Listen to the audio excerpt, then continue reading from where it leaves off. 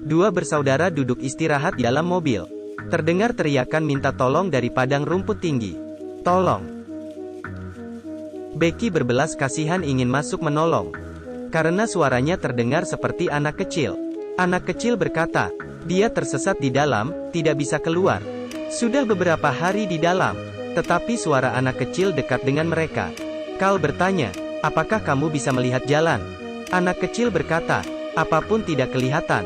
Tanpa berpikir panjang Carl langsung masuk ke dalam. Dan rumput ini, jika masuk, jangan berpikir untuk keluar. Becky juga ikut belakangnya. Kemudian dia langsung telepon polisi.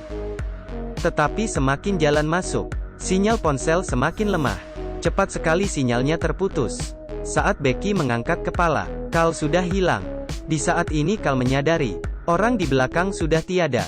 Dia memanggil Becky. Becky juga bisa mendengarkannya. Tetapi keduanya terus saling cari. Tetap tidak bisa saling ketemu. Dan suara mereka, kadang muncul dari sebelah kiri kadang dari sebelah kanan. Carl menyadari, padang rumput ini sedikit aneh. Dia harus ketemu dengan Becky dulu. Baru tolong anak kecil itu. Becky punya sebuah ide. Mereka bisa berhitung melompat pada waktu yang sama. Maka badan akan lebih tinggi dari padang rumput. Melihat lokasi satu sama lain. Tetapi saat melompat kedua kalinya, Becky terkejut. Jarak mereka berdua menjadi semakin jauh. Mereka berdua tidak ada yang pindah tempat. Tetapi jaraknya malah jadi jauh.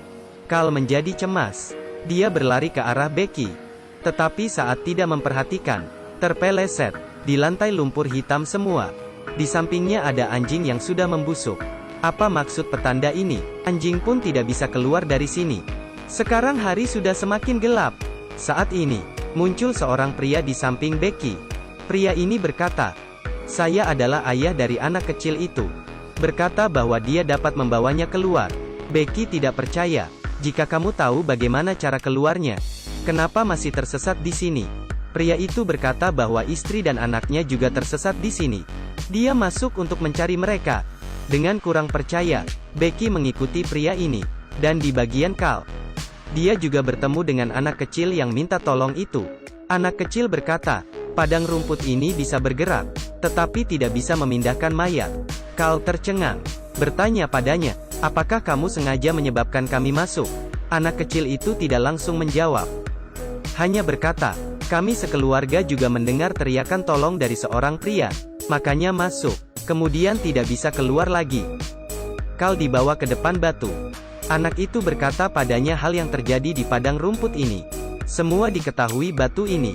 Jika menyentuhnya, mungkin akan tahu di mana adikmu. Carl percaya. Tetapi saat dia mau menyentuh, terdengar suara Becky dari belakangnya. Dia berhenti sejenak, masuk lagi ke dalam padang rumput. Hari berikutnya, seorang pria bertopi, saat melihat mobil Carl, menghentikan mobilnya di jalan. Orang ini adalah adik iparnya Carl. Karena dalam waktu yang lama tidak bisa hubungi pacarnya, sepanjang jalan menanyakan keberadaannya. Sekarang sudah ketemu mobilnya, orangnya pasti ada di sekitar. Di sini ada detail kecil yang bisa dilihat. Mobilnya sudah tertutup debu, padahal kakak beradik masuk ke dalam padang rumput baru satu malam. Kemudian pria bertopi menemukan sebuah buku.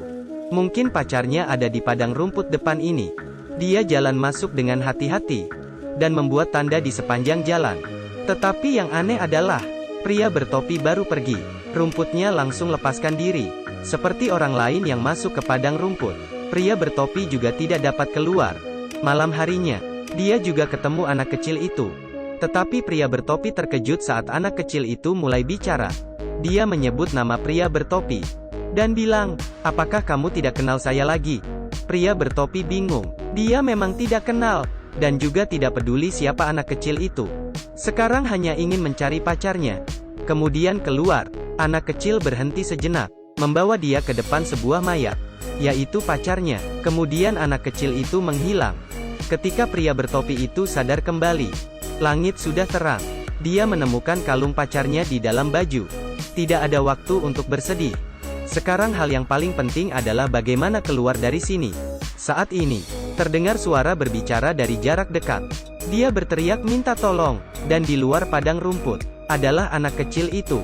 Anak kecil itu mendengar teriakan, langsung membawa anjing peliharaan masuk ke dalam padang rumput. Orang tuanya juga ikut di belakang. Kemudian seperti yang kita semua pikirkan, mereka semua tersesat di dalam padang rumput. Keesokan harinya, Carl dan Becky melewati sini. Mendengar ada anak kecil yang teriak minta tolong. Mereka berdua langsung masuk ke dalam padang rumput. Kembali lagi ke adegan pertama film dimulai. Sangat jelas, ini adalah pemutaran yang baru lagi. Tetapi di padang rumput kali ini, mereka mendengar suara pria bertopi. Walaupun tidak tahu kenapa mereka juga di sini. Tetapi hal yang paling penting adalah ketemu dulu. Anak kecil, dua bersaudara, dan pria bertopi akhirnya bersama. Carl mengatakan mereka melewati sini 2 hari lalu. Masuk karena mendengar suara minta tolong anak kecil. Tidak, kalian sudah pergi selama 2 bulan. Tetapi ini tidak penting. Intinya adalah bagaimana keluar. Pria bertopi membiarkan anak kecil duduk di bahunya, sehingga bisa lebih tinggi dari padang rumputnya. Memang benar, anak kecil melihat gereja yang tidak jauh darinya. Semuanya mulai berjalan ke arah sana, tetapi belum jalan jauh. Perut Becky sakit. Dia jatuh pingsan. Saat ini, ayah dari anak kecil muncul, menolong dan membangunkan dia. Semuanya sudah siap. Ketika mau jalan lagi, anak kecil dengan takut menyadari gereja yang tadi itu hilang. Mereka hanya bisa jalan mengikuti ayahnya, karena ayahnya terus berkata, dia tahu bagaimana keluar, tetapi ini bukan jalan untuk keluar. Ayahnya membawa mereka ke depan batu besar. Dia bilang hanya perlu meletakkan tangan di atas batu, maka bisa menemukan jalan keluar. Atas bujukannya, Carl percaya. Tetapi dia baru mau menyentuh. Seseorang berlari keluar dari padang rumput. Ibu anak kecil. Dia berkata, ayahnya sudah meninggal. Orang ini bukan ayahnya. Semua harus berjauh dari dia. Mungkin ini adalah indera keenam wanita. Becky juga merasa orang ini bermasalah. Ayahnya masih mencoba menggoda mereka untuk menyentuh batu. Tetapi sudah tidak ada yang percaya perkataannya. Dengan marah, dia tarik istrinya, memecahkan kepalanya. Mereka semua langsung berlari, sembunyi di dalam sebuah gudang. Di atap gudang, bisa melihat gereja di luar padang rumput. Tetapi padang rumput ini seperti labirin. Sama sekali tidak bisa keluar. Saat ini mereka melihat seekor anjing masuk ke dalam padang rumput. Kemudian langsung dipindahkan ke jalan raya. Sepertinya di sini adalah jalan masuk ke dimensi lain. Padahal sudah ketemu hal yang baik. Tetapi pria bertopi tidak berdiri stabil. Dan terjatuh. Tidak sempat menolong dia. Karena ayah anak kecil sudah mengejar ke atas. Mereka hanya bisa tinggalkan pria bertopi dan pergi dari sini. Ayah anak kecil terus mengejar. Menjatuhkan Carl. Kemudian mencekik lehernya. Kita bisa lihat di dalam layar. Bukan hanya satu mayat Carl saja. Kelihatannya adegan ini sudah terjadi berulang kali. Di sisi lain, pria bertopi ini masih hidup. Tadi hanya jatuh pingsan. Ketika dia ketemu pacarnya, dia menyadari bahwa anak di perut pacarnya sudah tiada. Apa yang terjadi selama ini, tidak ada yang tahu.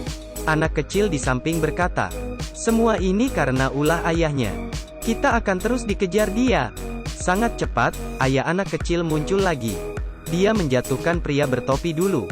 Kemudian menangkap anak kecil dan memaksanya sentuh batu. Ayah anak kecil itu sudah dikendali penuh oleh batu. Misi dia adalah membuat semua orang menyentuh batu. Karena jika tersentuh batunya, maka akan menjadi bonekanya, dikendalikan oleh batu. Saat ini, Becky sudah sadar. Dia bangun dan menusuk mata ayah anak kecil. Pria bertopi mengambil kesempatan dan mencekik dia. Tetapi setelah semuanya berakhir, tubuh Becky sudah dingin. Pria bertopi dengan sedih melihat batu di belakang. Ingin memutar kembali waktu, hanya bisa mengandalkannya. Tetapi jika menyentuhnya, maka selamanya tidak akan bisa keluar. Kelebihannya, semua denah padang rumput akan muncul di otaknya. Pantas saja ayah anak itu bisa mudah mencari mereka. Rencana pria bertopi adalah sebelum kesadarannya hilang total. Dia mau mengeluarkan anak kecil itu dahulu. Menyuruhnya mencegah orang di putaran berikut agar tidak masuk ke padang rumput. Ketika anak kecil membuka mata, yang dilihat adalah jalan raya. Ini adalah sebuah putaran baru lagi. Dua bersaudara mendengar teriakan minta tolong, ingin masuk ke padang rumput. Tetapi kali ini, anak kecil itu berhasil mencegah mereka. Terakhir mereka mengendarai mobil, dan pergi dari sini. Tetapi pria bertopi terjebak selamanya di dalam. Film berakhir sampai di sini. Jika pilih salah satu, saya merasa In the Tall Grass lebih seru dibanding Triangle. Saya adalah Rob. Kita ketemu di episode berikutnya. Sampai jumpa.